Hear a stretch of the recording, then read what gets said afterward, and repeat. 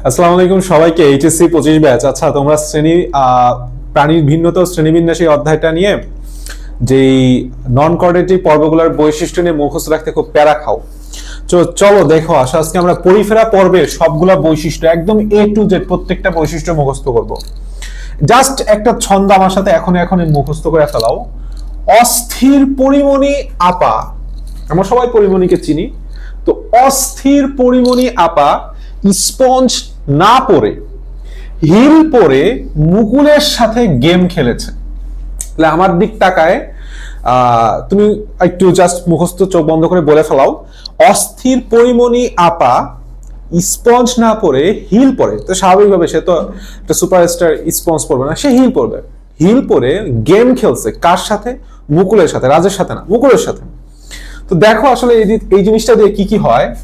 দেখো, আমি বলছি যেহেতু একদম প্রথম পর্ব, তাই সরলতম কোষীয় সংগঠন মাত্রার প্রাণী, যেহেতু এটা 1 নাম্বার পর্ব আমরা সবাই জানি, তো সেটা সরলতম প্রাণী আর কোষীয় সংগঠন মাত্রার প্রাণী আমরা সবাই জানি। কোষগুলো মিলিত টিস্যু গঠন করে না।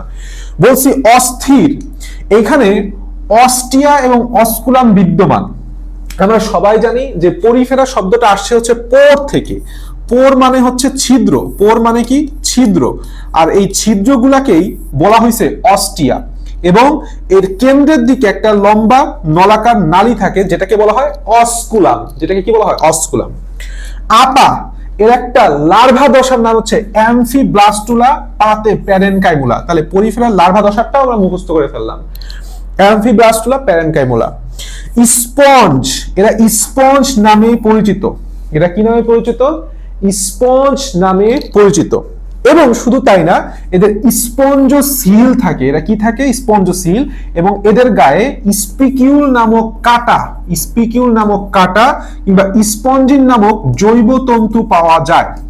তাহলে দেখো, এক স্পঞ্জ দিয়ে আমরা 3টা জিনিস মুখস্থ করলাম, 4টা জিনিস। 1 নাম্বার স্পঞ্জ নামে পরিচিত, স্পঞ্জোসিল পাওয়া যায়। 3 নাম্বার কি বলতেছি? স্পঞ্জোসিল হচ্ছে কেন্দ্রীয় যেই নালীটা, সেটা কি স্পঞ্জোসিল। আর অস্কুলামটা হচ্ছে ঢাকনা, যেটার পথে এই উপরেরটা পার্টটাকে বলা হয় অস্কুলাম। আচ্ছা, এগুলি তোমার মুখস্থ করলেই হয়ে যাবে। তাহলে এরপরে আসো, স্পিকিউল হচ্ছে কাটা আর স্পঞ্জিন হচ্ছে তন্তু। আর না বলছে কি? স্পঞ্জ না পরে, নাতে হচ্ছে নালীতন্ত্র। এদের মধ্যে কি পাওয়া যায়? বৈশিষ্ট্যপূর্ণ নালীতন্ত্র। না পরে কি পড়ছে?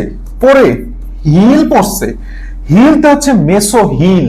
এদের 2টা স্তরের কোষগুলোর মধ্যে মেসো হিল পাওয়া যায়, নট মেসোগ্লিয়া। মেসোগ্লিয়া পাওয়া যায় নিডারিয়ানদের।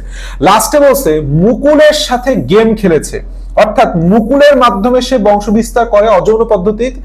আর গেমিউলের মাধ্যমেও সে অযৌন জনন সম্পন্ন করে থাকে। তো দেখো, তোমার বললাম সব 6টা বৈশিষ্ট্য, ইচ এন্ড এভরিথিং হয়ে গেছে। Best of luck.